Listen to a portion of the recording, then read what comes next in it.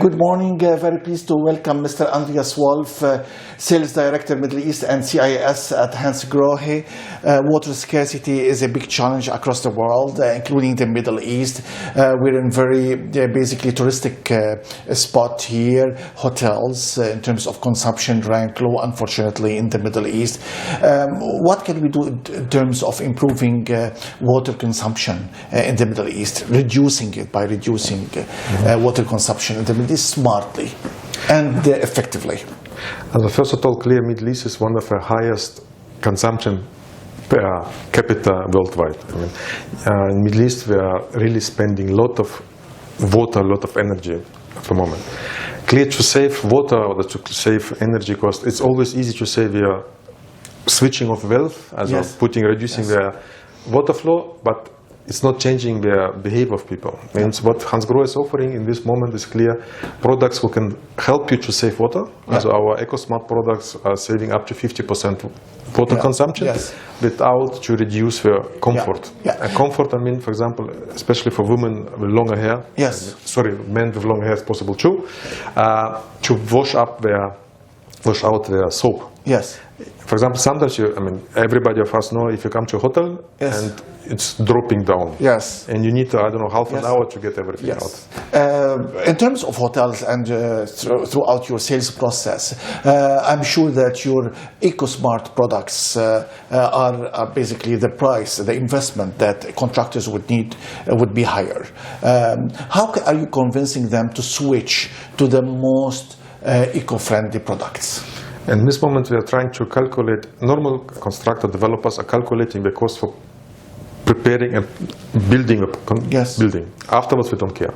And then they're working with operators to say, guys, you have to see the lifetime topic. And lifetime means how you use a product for till it's over. And our products, if you use, for example, EcoSmart products to save, normally after 1 year, depends on the price of energy and price of water, but between 9 months and 1.5 years, the price what you pay more for our products. But the challenge is contractors are very much keen to bid the lowest price so they get the contract at the end of the day. How are you convincing them that no, it's worth it to pay? Also for this reason, we're working again with contractors, with technical guys, we're working with operators who are consulting contractors, because you have to build, let's speak about hospitality, you have to build a hotel in line with operators' requirements.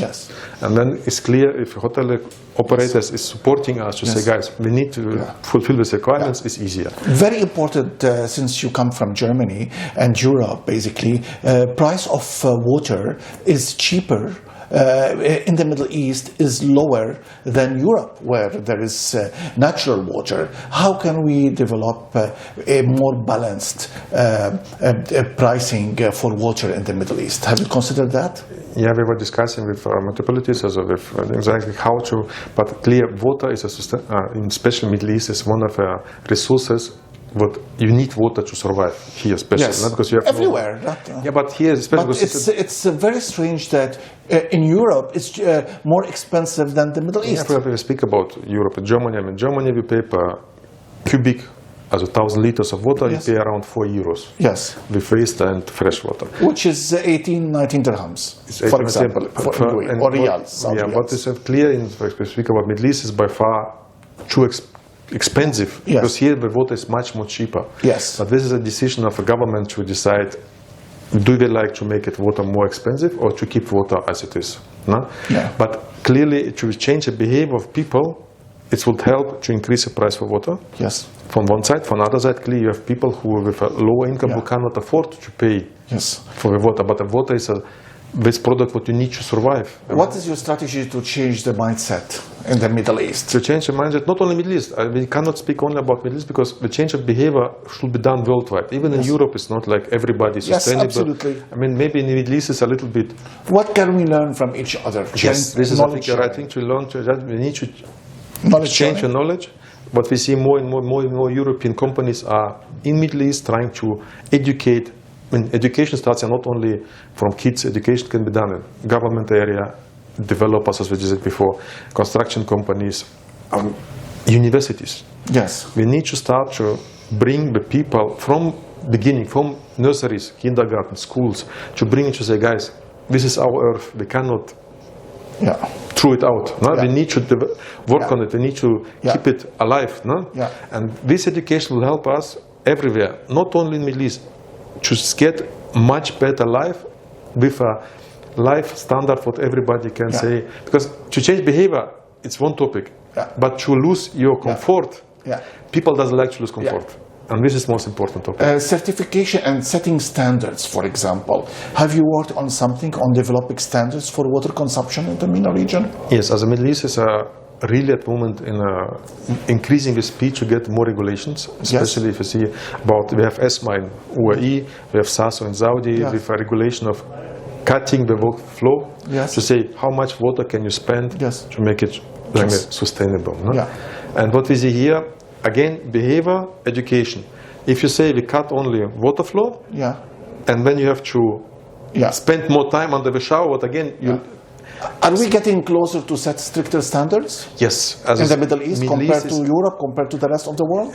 Middle East is now even picking up faster with regulations with Europe. As a Europe, because we have more water, more... So the Middle East regulations from governments are getting stricter than Europe? As for example, we speak about especially Saudi, SASO, it's much more stricter because we say, okay, 8 liters for showers, it's a maximum what you can spend. And it's really controlled and checked. I mean, now... Impressive, yeah. I mean, especially we're following regulations from US as a California, and I think one of the most strictest one at the moment is, I think everybody knows, is Singapore. Yes. It's, we are reducing it up to 3 liters down. Yes. Depends on the... Yes. But again, what Hansgrohe is saying, you cannot reduce only the workflow, as a flow of water, without to decrease the comfort as a usage of a product. Means we need to find a solution. Say, okay, we need to get water flow in this stage to secure the comfort and the usage of a product. I mean, as a worst case, what can happen if you go to a hotel and it's dropping? No? Then you lose time, you lose your nerves, you lose your energy, and then you say, okay, let's open it. No? For this reason, we are working. We have a department. It's a spray laboratory. It sounds funny. Yeah. It's not so funny, maybe as it sounds. We have 15 people who are working there every day to think about how water is coming out of sprays. No? As I mentioned, you pay men or women to play. No? But what is helping to say, even with 6 liters, we have EcoSmart Plus 6-liter hand shower with the same comfort, the same functionality as products with 12, 15 liters. And this is what we see, as we say, technology can help to improve the life, but improve at the same time sustainability topic. No? And this is what will come faster, especially in Middle East, because the regulations are getting faster. And Mr. Andreas, thank you very much for being with us today. Welcome.